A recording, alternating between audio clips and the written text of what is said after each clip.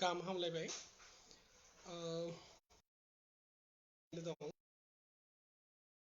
सानफ्रोमबो क्लास खालामगो खोथा होनाय लेखाय दिनै फिन नोंथांमोननि सेराव फैफिनबाय दिनै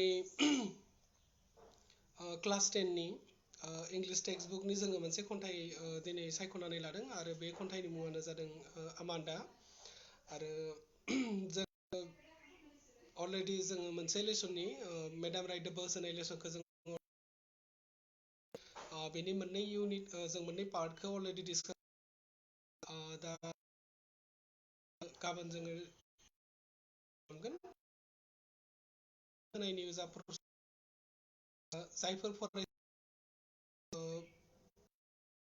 राइट बास होनायनि कुइसन मोननो बिथांमोनखौ आं बिथांमोन आंनिफ्राय एन्सार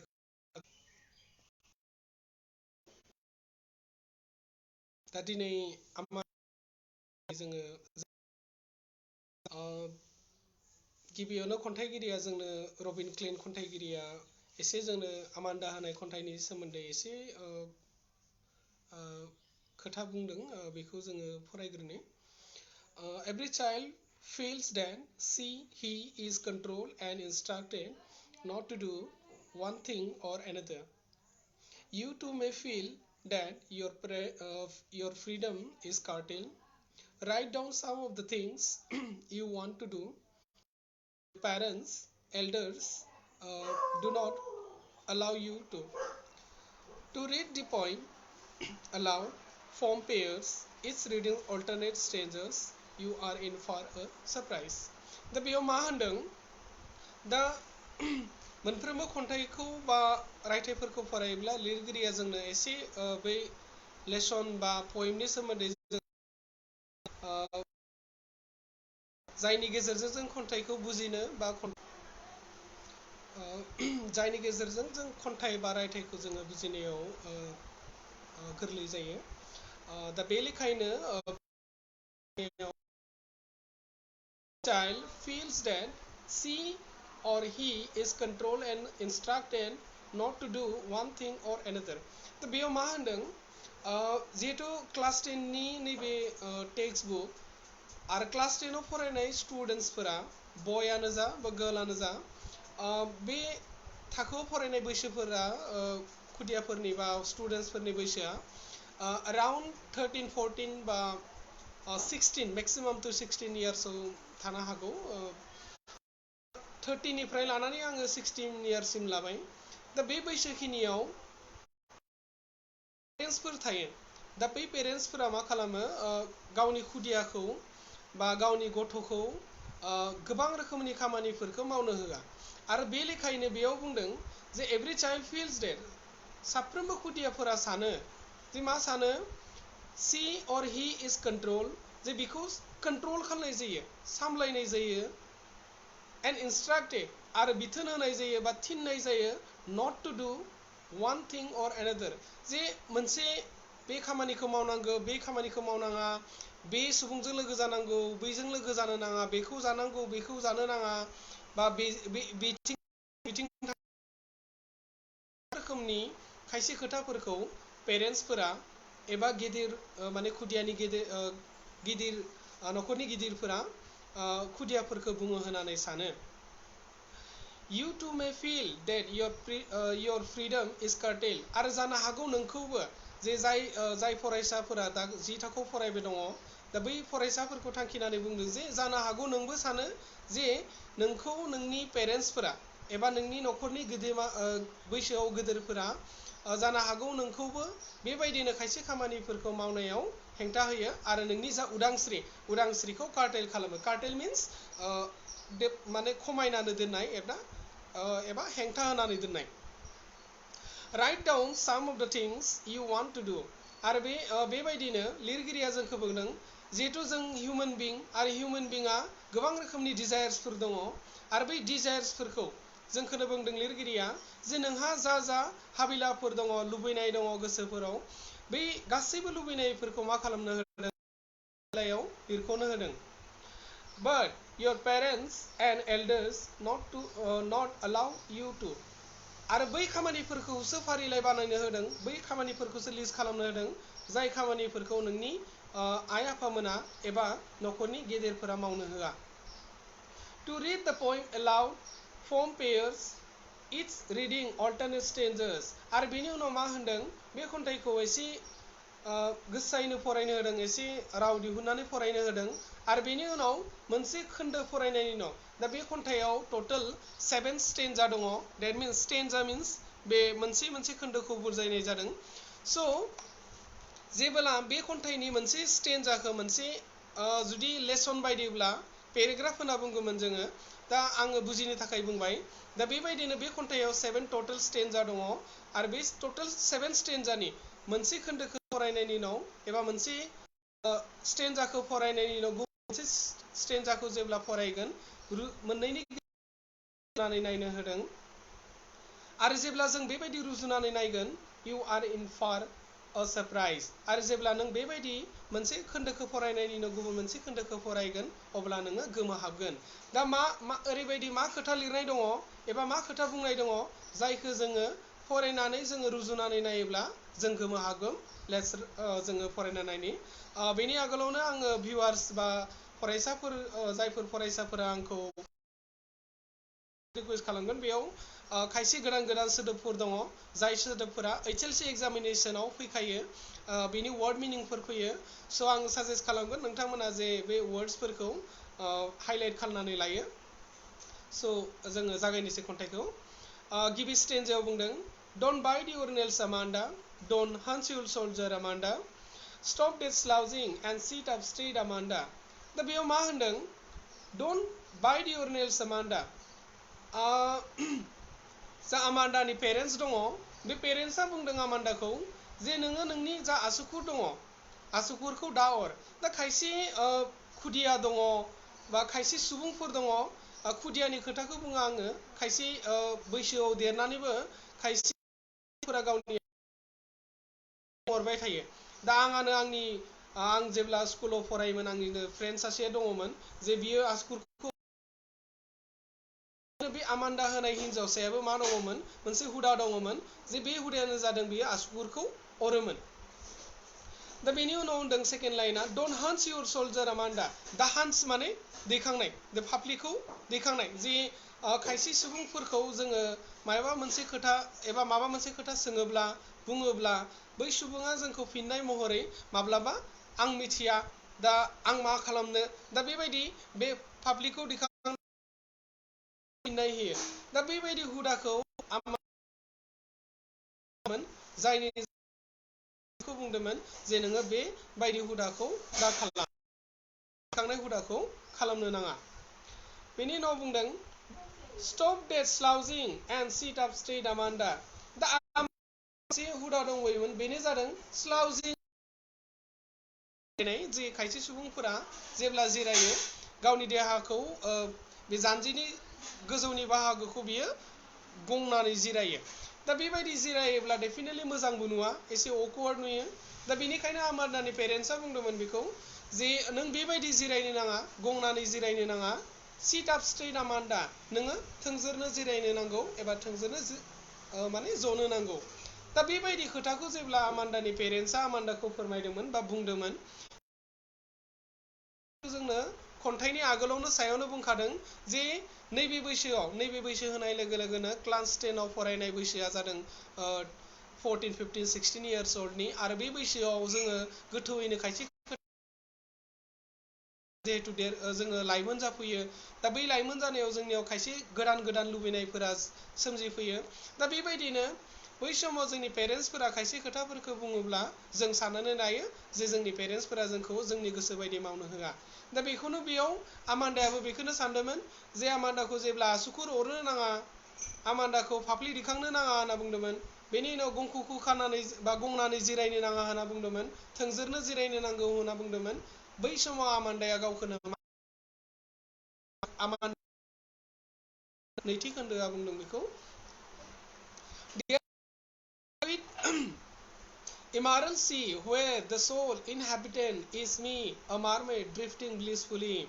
दा बेयाव मा दा गोजौनि खोन्दोजों आरो सेकेन्ड खोन्दो दा सेकेन्ड खोन्दोआ जे लिकुइड इमारल सी दा लिकुइड इमारल होननाय लोगो लोगोनो गोदान सोदोब जोंनि थाखाय क्लास 10 आव जोङो बे खन्थाइयाव मोननाय खायसे वर्ड्सफोरा सोदोबफोरा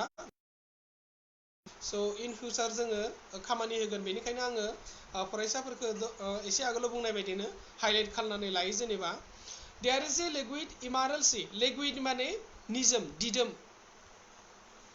इमारल माने ग्रीनखौ बर'आव जोङो गोथां होनना गोजानाव हनै मोनसे निजोम गोथां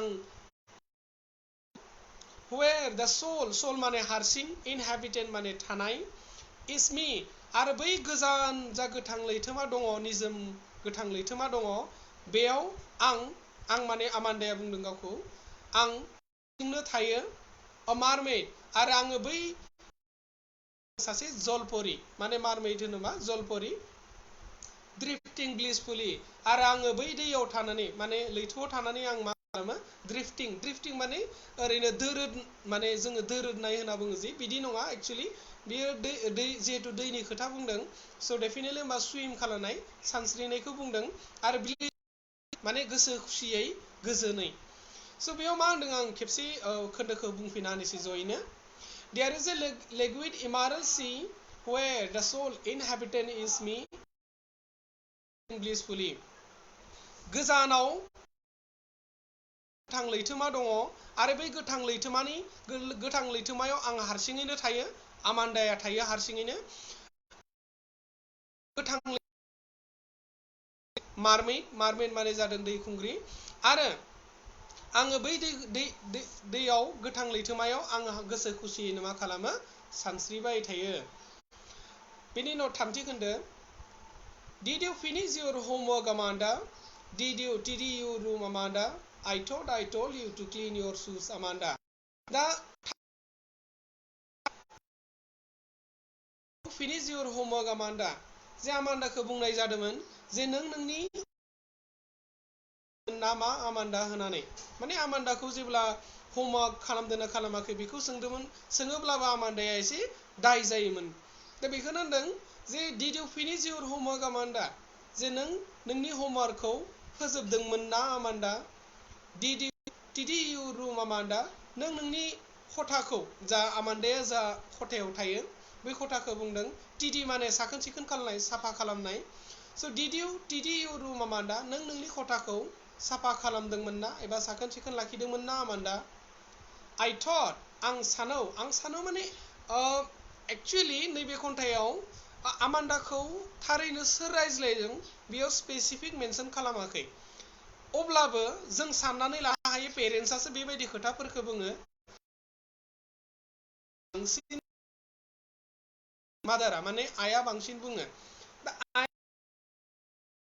मेनसन खालामगोन इट डाजन्ट मिन डेट जोङो एन्सारखौ जेब्ला लागोन बाट वी डु नट मेनसन मादार जों मादार होननानै बुङा पेरेन्टस होननानै लिरगोन बाट बुजिनो थाखाय आङो मादार होनना बुंबाय स' बेयाव मादारा बुंदों आमान्दाखौ जे बेयो बिनि होमवर्कखौ फोजोबदोंमोन नामा होननानै दा बेयाव मोनसे आरो खोथाबो फैबावो दा होमवर्कखौ सोंनायाथ' टिचाराबो सोंदो जानो हागौ दा बेबो जानो हायो जे होमवर्कखौ सोर सोंदों बेयाव दा होमवर्कखौ बिनि टिचाराबो सोंदो जानो हायो नैबे खोन्दोखौ बाट आंनि बायदिब्ला आंनि बुजिनायजों आङो बुंगोन जे गोजौनि खोन्दोखौ फरायनानै नायोब्ला जोङो बेखौ पेरेन्टसा बुंदों आरो पेरेन्टसनिनो मादारा बांसिन जोंखौ गोरायनो बेबायदि खोथाफोरखौ फोरमायो बा बुङो स' आङो स' आं रिपिट खालामबाय did you finish your homework Amanda did you tidy your room I told you to clean your shoes, Amanda. आरो आमान्दानि पेरेन्टसनिनो मादारा बुंदोंमोन फोजोबदोंना फोजोबाखै होननानै आरो बेनि उनाव आमान्दाखौ सोंनाय जादोंमोन जे बियो बिनि खथाखौ साखोन सिखोन लाखिदों ना लाखियाखैमोन होननानै बा एबा खालामाखै होननानै जादोंमोन जे आमान्दानि पेरेन्टसा बिनि जुथाखौ शुजफोरखौ जिहेतु स्कुलाव थांनाय हिनजावसा बिनि जुथाखौ पुलिस माने साफा खालामना लानो होदोंमोन दा बेखिनि खोथाखौ बुंनायावबो आमान्दाया गावखौनो मा होननानै सानदोंमोन एबा गोसोआव मा साननाय फैदोंमोन? I am an orphan roaming the street. I patterned soft bare feet. The silence is golden. The freedom is sweet. दा बेनि उनाव मा होनदों? जेब्लाना आमान्डाखौ बुंदोंमोन रुमखौ साफा लाखिबायना लाखियाखै होननानै बा गावनि जुथाखौ पलिश खालामबायना खालामाखै होननानै दा बेबायदि एबा बेखौ बुंनायावनो आमान्डाया गावखौ मा होननानै सानदों? I am an orphan. आं सासे मावरिया जायहा मा गैया? बिमा बिफा गैया। दा बिमा बिफा गैया होनबा होनाय लोगो लोगोनो दा बिमा आरो बिफा गोसो खुसियैनो मा खालामनो हायो? जा खालामनो गोसो बेखौनो मावनो हायो। स' बेखौ रायग्राबो गैया बा बिथोन होग्राबो थाया। दा बेबायदिनो आमान्डायाबो बुंदों गावखौनो सासे मावरिया होननानै। रमिं द स्ट्रीट, रमिं माने बेरायग्लांनाय, थाबायग्लांनाय। दा मावरिया गथ'फोरा थाफोराव बेरायग्लाङो, जोङो प्रेक्टिकेलि लाइफआव जोङो नुयो। दा बेबायदिनो आमान्डाया गावखौ सानदोंमोन आंबो मावरिया सासे आरो आङो लामा दथायाव मा खालामो एबा लामायाव आङो गिदिंलाबायो बा थाबायग्लाङो। I pattern soft dust with my hers bare feet.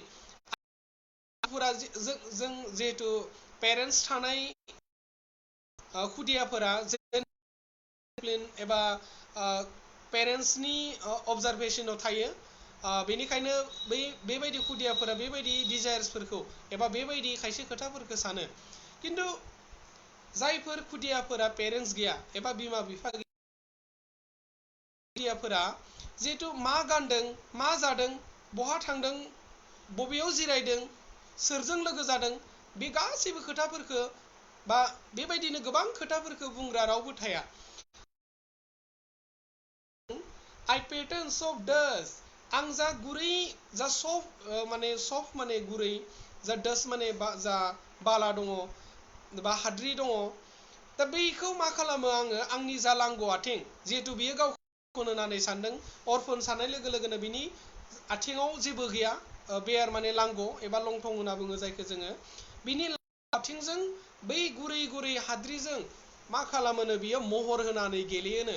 माने हाद्रिजों उन्दै खुदियाफोरा जाबायदि गेलेयो बेखौ गेलेनायखौ बेयाव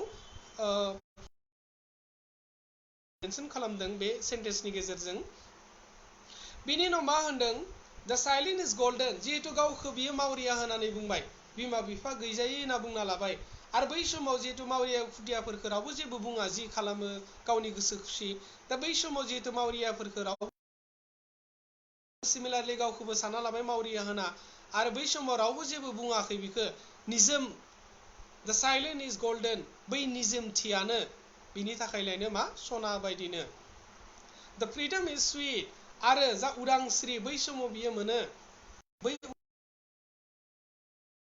गोदै माने जेरै जोङो खायसे मुवाखौ जाबा जा गोदै मोनो बेखौ नङा, बेयाव स्वीटआ हेपिनेस मोननायखौ बुजायदों, गोजोन लानायखौ बुजायदों, बेखौसो बुंदों बा खुसि जानायखौ बुंदों। स' नेक्स्ट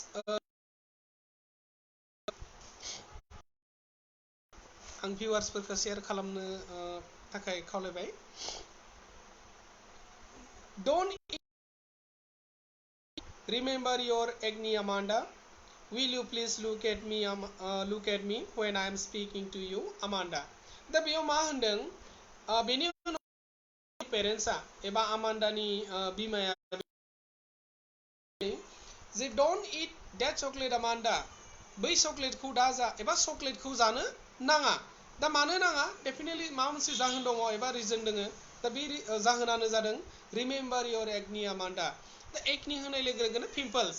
दा 13-14 इयार्सनि बैसोनि खुदियाफोरनाव एबा हौवासायानो जा हिन्जावसायानो जाया मानो जिहेतु लाइमोन जाबोयो, दा बै बैसोआव पिम्पल्सफोरा ओंखारो। दा बै पिम्पल्सफोरखौ ओंखारनायखौ होबथानो थाखाय एबा पिम्पल्सफोरनि जाहोनाव जेनेबा आमान्डानियाव आरो फिन चकलेट जानानै ओंखारफिना, दा बेखौनो लानानै आमान्डानि पेरेन्टस, आं स्पेसियलि एसे आगोलावनो बुंनाय बायदिनो आङो मादारखौ मेनसन खालामगोन, बाट जोङो पेरेन्टस एबा पेरेन्टआ बुंदोंमोन जे मा होनानै डोंट इट दैट चकलेट आमान्डा, चकलेटखौ जानो नाङा होनानै रिमेम्बार योर एक्नि आमान्डा, नों नोंनि जा पिम्पल सालमायखौ गोसो दङ ना आमान्डा?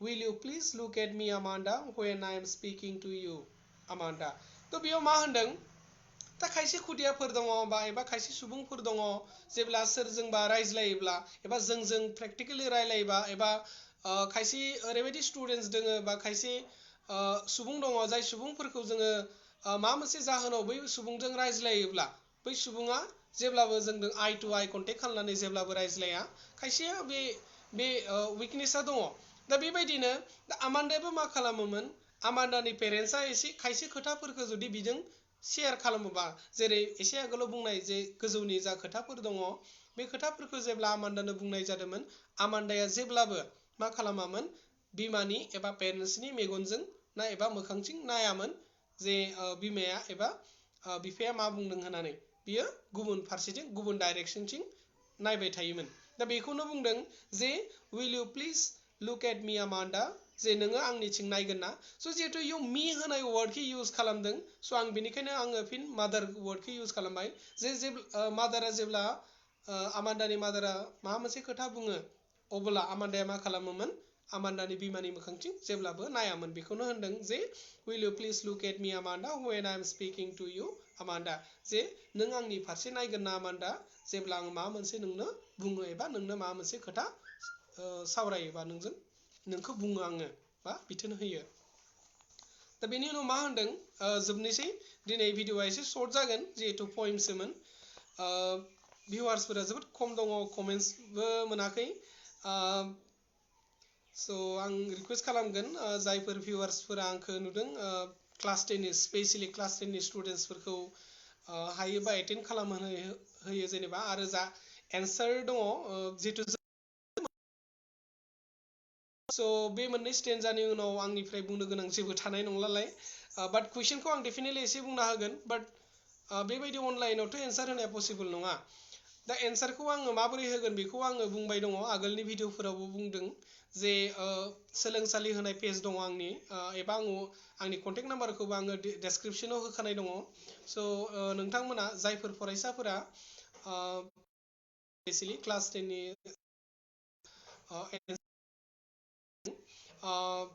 बै फरायसाफोरखौ आं स्कुलनि मुं आरो लोगोसे थंखौ लिरनानै आंनो हरोबा डेफिनेटलि आं एन्सारखौ प्रभाइड खालामगोन दिनैबो आंना एक्जेक्ट 11 AM आव फैनाय जायाखै मानोना आङो एक्चुअलि 11 AM नि सिगाङाव आङो 9 o'clockनिफ्राय आङो मर्निंनि 11 सिम आङो मोनसे क्लास अलरेडि लाबाय थायो जायनि जाहोनाव एसे रेस्ट लानो गोनां जायो बेनिखाय आङो समा मिलाया स' आं दिनै भिउवार्सफोरनो आङो फोरमायनो लुगैयो आङो 11:30 निफ्राय अनलाइन फैग्रा खालामगोन स' 11 AM आव फैगोन होनदोंमोन बाट 11:30 निफ्राय फैगोन एन्सारखौ बोरै मोनगोन दा गोबां बुक्सफोरबो दङ मडेल दङ साजेक्सन दङ अलरेडि स्कुलनि टिचार्सफोराबो होखायो स' बिदि नङा जे आं होबासो जे नोंथांमोना एन्सारखौ मोनगोन बिदि नङा स' जेरैखि जाया माने एन्सारखौ कालेक्ट खालामनांगौ आंनि फारसेनिफ्राय आङो रिकुवेस्ट खालामदों जे सोरबाफोर फरायसानो जुदि एन्सारखौ नांगौब्ला स' आंखौ कन्टेक्ट खालामनानै एन्सारखौ लानो हागोन बेनि उनाव वाट्सएप ग्रुपाव एड जागोन बैसो आङो टेस्ट पेपार दिन्थिनाय बायदिनो बेबायदि टेस्ट पेपारखौ जोङो डिसकास खालामगोन दा आङो अनलाइनाव बे टेस्ट पेपारखौ डिसकास खालामनानै आङो बेखायनो फरायसा वाट्सएप बेखिनियानो फोजोबनोसै मोननै स्टेन्जा दङ बेनि उनाव होनदों जेब्ला आमान्दाखौ बुंनाय जादोंमोन चक्लेट जानो नाङा मानोना बे आमान्दानि मोखाङाव सालमाय ओंखारदों एबा पिम्पल्स ओंखारनायनि जाहोनाव आमान्दाखौ चक्लेट जानो होआखैमोन आरो बेनि उनाव एबा पेरेन्टआ माबा मोनसे खोथा बुङो बिनि मोखांनि फारसे नायनानै नायो जेन बेबायदि खोथा बुंनायाव आमान्दाया गावखौ मा सानदोंमोन एबा आमान्दानि गोसोआव मा साननाय फैदोंमोन बेखौ होनदों I am Rapunzel. I have not a care. Life in a tower is tranquil and rare. Certainly never let down my bright hair. दा बेयाव मा होनदों I am Rapunzel. दा Rapunzel होनाय दा रेपुनजेला सोर? गोबांनियाव एराय जागोन कुइसना रेपुनजेला सोर? आं रेपुनजेलखौ बुजिनो थाखाय एबा मिथिनो थाखाय आं एसे गोरलै मोनसे फिल्म मोनसेनि मुं लागोन आङो। टेंगल होनाय मोनसे फिल्म दङ, कार्टुन फिल्म। स' डेफिनेटलि बेखौ नायोब्ला आमान्डा होनाय एक्चुअलि आमान्डानि बे खोन्दोआ मा बुंदों बेखौ बुजिगोन, जा 6 स्टेन्जा दङ बेखौ बुजिगोन। बै टेंगल होनायाव मोजाङैनो रोखायैनो बे रेपुनजेल होनाय हिन्जावसानि सायाव लिरनाय फिल्मखौ खालामनाय दङ। स्टिल होमबाबो आङो एसे ब्रिफलि आङो रेपुनजेलनि सोमोन्दै बुंना होनि। जादों सासे राजानि फिसाजोमोन आरो बै समाव जा राजा दङमोन बै राजानि फिसाजो जिहेतु, आरो बै फिसाजोआ जेब्ला जोनोम मोनदोंमोन, जोनोम मोनबा बिनि खानायाव एसे मेजिक दङमोन, जाय मेजिकआनो एबा जादुआनो जादों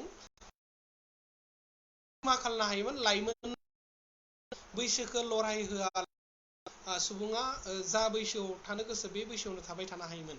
दा बेबायदिनो बै राजानि खुंथाय जा किंडम दङमोन, बे किंडमनि खाथियावनो अरनबारि मोनसे दङमोन। अरनबारियाव सासे विच दङमोन, डाइनि दङमोन, आरो बै विचआ मिथिनो मोन्दोंमोन जे बै राजानियाव जा गोदानै जोनोम मोननाय फिसाजो दङ, डटार दङ, बे डटारनि खानायाव मेजिक दङ।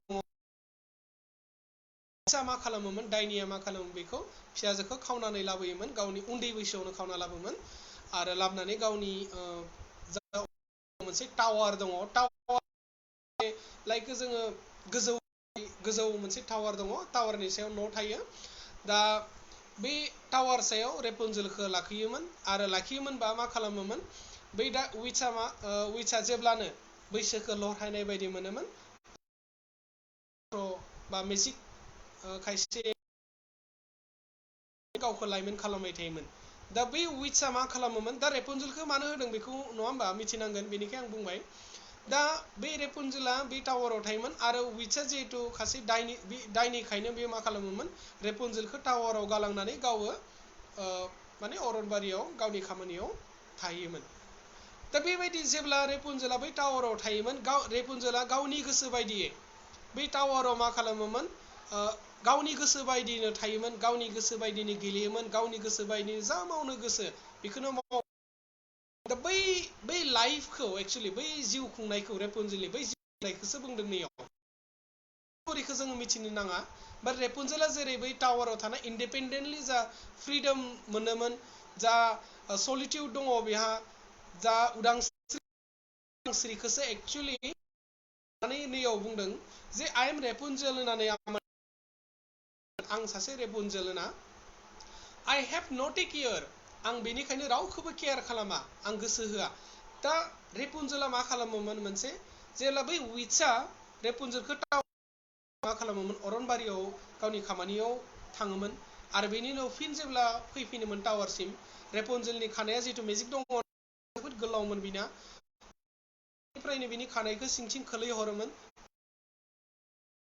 बै खानायनि गेजेरजोंनो विचआ मा खालामोमोन, टावार सायाव गाखोहोयोमोन।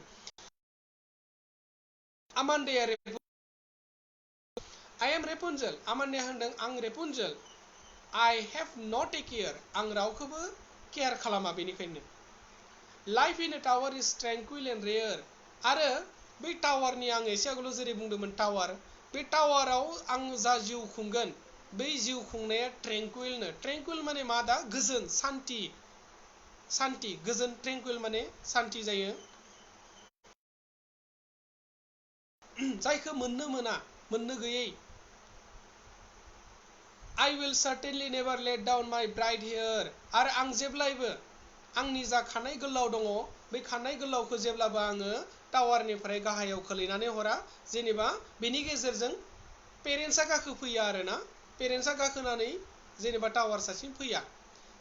रेपुनजेल, अरिजिनेल रेपुनजेला, बे रेपुनजेल जायखौ लानानै बुंदों, बै रेपुनजेला खिन्थु विचखौ टावाराव गाखोनो थाखाय खानायखौ खोलैहरोमोन सिङाव, बाट आमान्डाया रेपुनजेल जायोब्ला, एबा आमान्डाया गावखौ जिहेतु रेपुनजेलनि जायगायाव दोननानै बुंदों, खिन्थु बियो बेखौ खालामामोन, स' बेनिखायनो बुंदों खालामा, दा बेखौसो बुंदों। स' बेनि उनाव मा होनदों, stop that sulking at was Amanda, the stop that sulking at was Amanda, you are always so moody Amanda, anyone would think that I negate you Amanda दा बेयाव मा बे खोन्दोआ मा होनदों जोबथा खोन्दो बियो stop that sulking at once Amanda दा sulking होनोबा अफेन्सिभ जानानै बुंनाय अफेन्सिभा दा मा जागोन खायसे खोथाफोरखौ एक्सेप्ट खालामा माने गावनि गोरोन्थि जादों होननानै बा नंगौ दे आंना बेबायदि बुंनाङामोन बेबायदि खालामनो नाङामोन आं बेबायदि मावनो नाङामोन दा बेबायदि खोथाफोरखौ खायसे सुबुंफोरा मा खालामो जोबोद इमिडियेटलि रियेलाइज खालामनानै एक्सेप्ट खालामो आरो खायसे सुबुं दङ जाय सुबुंफोरखौ बियो गिल्टिब्लाबो गोरोन्थि मावोब्लाबो बेखौ बै खोथाखौ जुदि जोङो गोसोखांहोयोब्ला जे नोंना बे खामानिया गोरोन्थि जादों नों बेखौ बेबायदिसो मावनांगौमोन नों बेखौ बेबायदि मावनो नाङामोन दा बेबायदि जों रियेलाइज खालामोबा बे अफेन्सिभ जानानै माने एसे रागा जोंनानै बा एसे खुद्रिनानै मा खालामो बियो उल्था फिनसो होयो दा बेबायदिखौनो साल्किं होनना बुङो इंलिसाव साल्किं माने अफेन्सिभ जानानै बा गनायालाबासिनो फिन होफिननायखौ जोङो साल्किं होननानै जोङो बुंनो हायो दा बेबायदिनो आमान्दायाबो मा खालामोमोन जेब्ला बिनि पेरेन्ट्सआ एबा मादारा माबा मोनसे खोथा बुङोमोन बियो दसेनो मा खालामोमोन साल्किं खालामोमोन जे बिखौ मा खालामो रिएक्ट खालामनानै रिप्लाइ होयोमोन बेखौ होनदों रिएक्ट खालामनायबो जायो बेयाव रिएक्ट खालामनाय होनना बुंजायो जोङो You are always so moody Amanda रागा जोंनाय माने रागा जोङो जे एक्जेक्ट बर'ब्ला रागा जोंग्रा एसेयावनो रागा जोङो जोङो बेखौ मुडी होनना बुङो स' you are always so moody नोङो जोबोद थाबनो मा खालामो रागा जोङो नोङो आमान्दाया माने रागा जोंनाय हेबिट दङ बेखौ बुजायदों Anyone would think that I nag at you Amanda नेक माने मा गले गले सोरखौबा रायबाय थायोब्ला जों बेखौ नेक खालामनाय होनना बुङो दङ पेरेन्ट्स रियेलाव आङो बुङा रियेलाव दङ रियेलाव खायसे पेरेन्ट्स दङ जाय पेरेन्ट्सफोरा फुंबिलियाव उथिनायनिफ्राय गावनि गथ'खौ नङाबा गावनि हासबेन्डखौ बा न'खरनि खामानिफोरखौनो लानानै बियो फुंनिफ्राय हरनि उन्दुनायसिम बुखिबायनो थानाय बा सोरखौबा रायबाय थानाय दा बेबायदि सुबुंबो दङ आं गैया होननानै बुङा दङ बेबायदिबो दा बेखौनो बुंदों आमान्दानि पेरेन्ट्सआ एबा जिहेतु आइ वर्डखौ इउज खालामदों बेनिखायनो आङो बुंदों जे आगोलावनो बुंदों भेरि बिगिनिङावनो बुंदों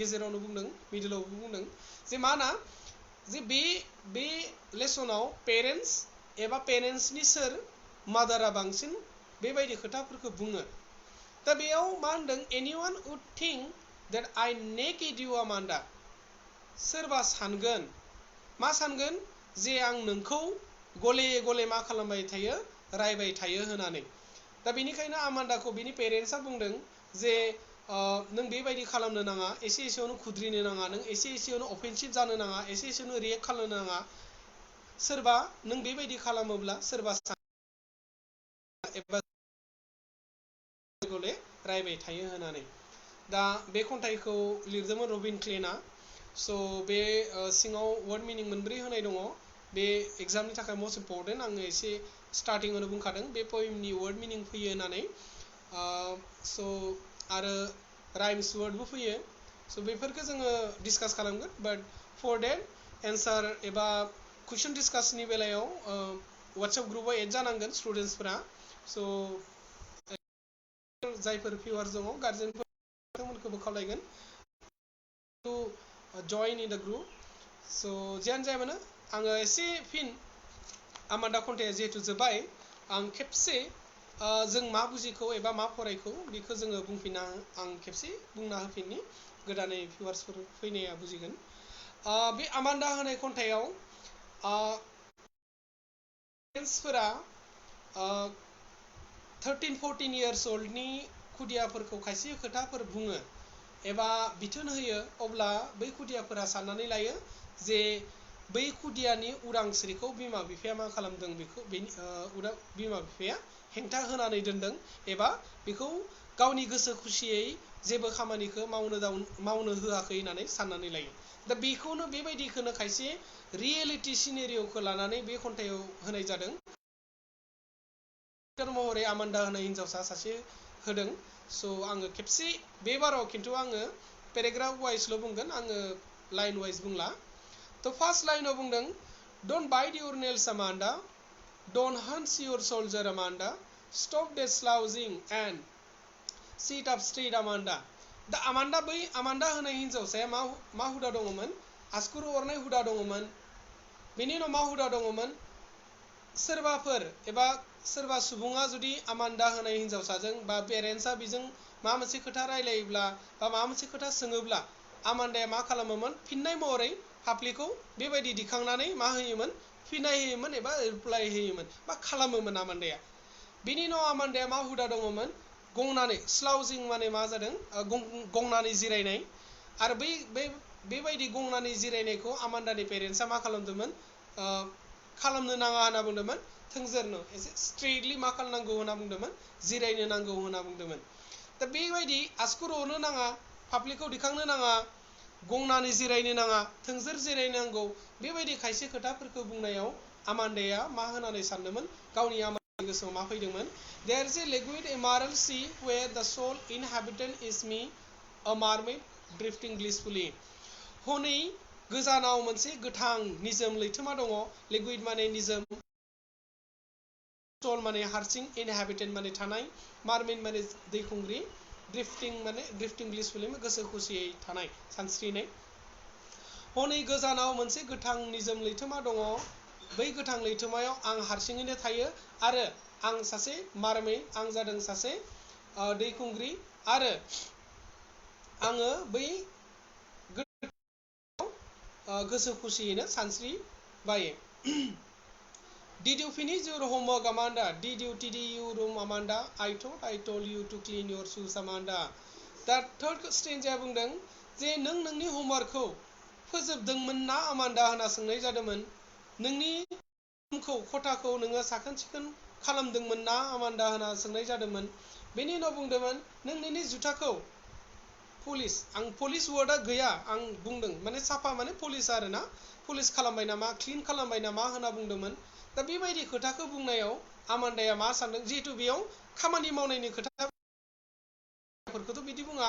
दा बेनिखायनो आमान्दाया roaming the street, I pattern soft dust with my hush bare feet. The silence is golden, the freedom is sweet.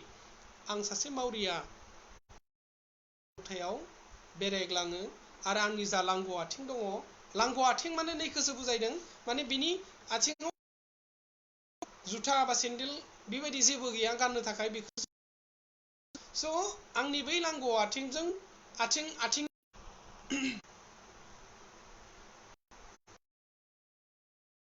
Remember your acne, Amanda. Will you please look at me, Amanda, when I'm speaking to you, Amanda. दा बेयाव स्ट्रेन्जआ जे आमान्दाया जिहेतु 14-15 years ओल्डनि definitely सासे school गोयिं girl हिनजावसा जागोन। दा बे लेखायै बै बैसोआव पिम्पल्सफोरा ओंखारो लानानै बुंदोंमोन जे मा होनानै जे नोङो चकलेटखौ जानो नाङा आमान्दा, नों नोंनि एकनि माने पिम्पल सालमायखौ नों गोसो दङ ना आमान्दा? आं नोंनो बुङो नों मानो आंनि फारसे नाया? बेबायदि सोर बुंदोंमोन? आमान्दानि मादारा बुंदोंमोन। आङो जा भिउवार्स दङ जानो हागौ सोरबाफोर दाउट जानाय, बेयावथ' मादार मेनसन खालामनाय डेफिनेटलि, बाट फोरखौ सरासनस्रा सोर बुङो? पेरेन्टसा बुङो। आरो पेरेन्टसनिनो सोर बुङो? मादारा बांसिन बुङो। आं मादार टार्मखौ इउज खालामदों। एन्साराव बिदि नङा जे मादारनि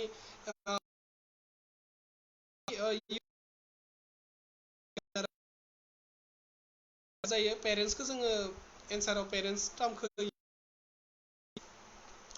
next ditty stanza I am Rapunzel, I have not a care, life in the tower is tranquil and rare, I will certainly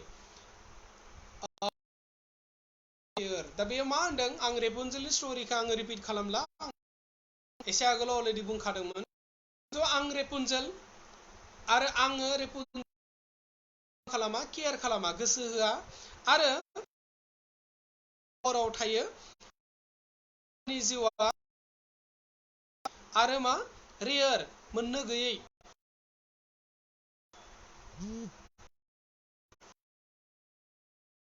bright hair जाबाय रेपुनजेला मा खालामोमोन?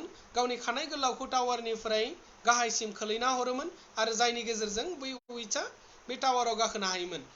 बाट रेपुनजेलआ आमान्दाया जेब्ला रेपुनजेल जागोन होनना बुंदों, आमान्दाया रेपुनजेल जायोब्ला बेबायदि खालामामोननो। Stop that sulking at once, Amanda. You are so moody, Amanda. Anyone would think that I negate you, Amanda.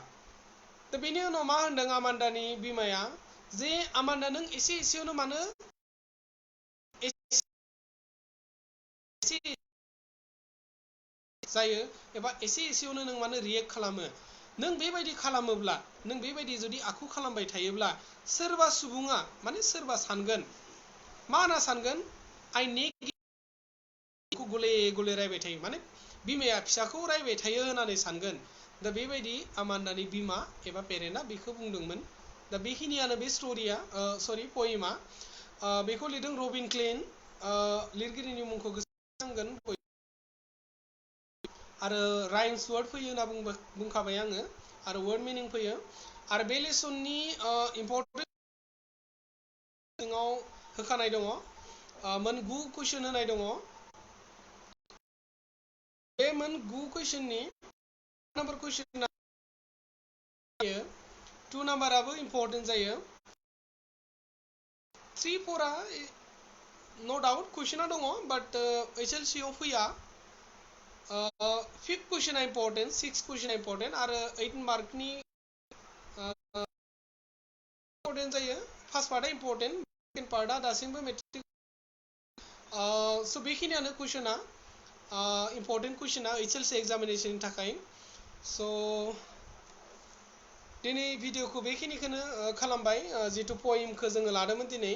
स' पयेमा गोबां सम लाया। मैया जोंनि भिडिअआ मोर देन माने 1.5 घन्टानि बारा जादों। स' जानो हागौ भिउवार्सफोरा टायार्ड जालाङो गोबां गोलाव खालामब्लाबो। स' आङो जेसेबां हायो थाब सुंद' प्रिसाइसलि बुंनो नाजागोन। दा जियानो जाया मानो, आमान्दा खन्थाइखौ जों सावरायबाय। लाइभलि जायफोर भिउवार्सफोरा नुवाखै एबा जायफोर स्टुडेन्टसफोरा नुवाखै, उनावबाबो अफलाइन माने लाइभ नुवाबाबो उनाव भिडिअखौ जा आंनि फ्रेन्ड लिस्टआव थानाय आंखौ फ्रेन्ड्सफोरा नुदों, बिथांमोनखौ शेयार खालामनो थाखाय आं गुरै खालामबाय। जुदि बे भिडिअनि गेजेरजों 10 थाखोआव फरायबाय थानाय स्टुडेन्टसफोरा एसे लाब जायोब्ला, एसे जुदि बुजिनायाव गोरलै जायोब्ला, जायनि गेजेरजों बिथांमोना एन्सार्सफोरखौ लिरनायाव मदद जायो, बेखौनो टारगेट खालामनानै लानानै थांखिनानै दिनै नोंथांमोननि सिगाङाव आमान्दा पयेमखौ एसे ब्रिफ एक्सप्लेनेसन होबाय। लेंगुवेजफोरा एसे जुदि बुजिनायाव गोब्राब जादोंबा निमाहा बिबाय, जिहेतु एसे लिंगुइस्टिक प्रब्लेम जाखागोन डेफिनेटलि। आङो प्रिभियास भिडिअ आङो बुंखादों जे एसे रावफोरा जिहेतु जायगा लाना जायगा लानानै बेलेग बेलेग जायो। एभ्रि 10 किल'मिटारावनो जोंना जिहेतु लेंगुवेजनि जा सुर थायो, टन थायो, बे सोलायलाङो। दा बेखायनो जानो हागौ गोबां स्टुडेन्टसफोरा आंनि खोथाखौ बुजियाबो जानो हागौ, गोबां स्पिडबो जानो हागौ। जिहेतु भिउवार्सफोरनिफ्राय आङो रिप्लाइ मोनाब्ला बुंनो हानाय नङा जे स्पिड जादों ना जायाखै। बाट आङो ग्रामार क्लासखौबो बे साननैसोनि गेजेरावनो खालामगोन। मस्ट प्रबेबलि सानडेनिफ्राय आङो ग्रामार क्लासखौ खालामनो नाजागोन। दा ग्रामार क्लास होनोब्ला ग्रामारखौ आं एसे स्पेसिफिक खालामनानै, जेनेबा टेन्स एबा भइस नेरेसन बिदि थख' थख'नो खालामनानैल' सानसेयाव एसे लाइभ फैबाय बा सुबुंनि गेजेराव पाब्लिसिटि लाबाय जे अनलाइन क्लास खालामदों, बिदि पाब्लिसिटि लानो थाखाय आङो फोरोङाखै। आं एसे आंनि फोरोंनाया एसे जुदा जायो। आङो एसे गावबो सेटिसफाइ जाब्लासो आं मोजां नाङो। स' बेनिखायनो ग्रामार क्लासनि थाखाय एसे बिदि नङा जे ग्रामार क्लासखौ दिनैनो 1 घन्टा 1 आवारावनो जे होजोब्बाय, दिनैनो फरायसाया रोंखाबाय, बिदि नङा। बिदिबाथ' जेबो जिंगासिनो खोथा गैयामोन। गोबां स्टुडेन्टस दङ बोसोर बोसोर रोङा, कचिंनि उनाव कचिं लानो गोनां जायो। स' हारसायाव मोनसे खोथा, एसामिसाव मोनसे खोथा दङ, हाथिमारि सुङात भरुवा होननाय। दा बिदिसो जाहैगोन। स' बेनिखायनो आङो स्टुडेन्टसफोरनि गोबां रेसपन्सखौ लुगैदों, जिहेतु स्टुडेन्टसफोरनो गोनांथि। आङो ग्रामार क्लास नुदों, खायसे ग्रामार क्लासखौ नुदों बाट अके फाइन थिग जादों आं मोजां नांदों खालि इन डिटेल्सआव एसे नुदोंफोरखौ एसे डाइरेक्ट एग्जाम्पलनि थ्रुयै जों होनाय नुवाखै स' आं सानदों दि जोंनि आगोलाव टेन्सनि आगोलाव जोङो भार्बखौ मिथिनांगौ आरो आगोलावनो पार्टस स्पिचखौ मिथिनांगौ दा पार्टस स्पिचआ मा पार्टस स्पिचआव मोनबेसे बाहागोफोर दङ बे पार्टस स्पिचनिनो भार्बनि रला मा भार्बा माबोरैहाय जोङो दा बेबाबो बुंनानै होआबा स्टुडेन्टस बुजिनो हाया थ' बेनिखायनो आङो सानो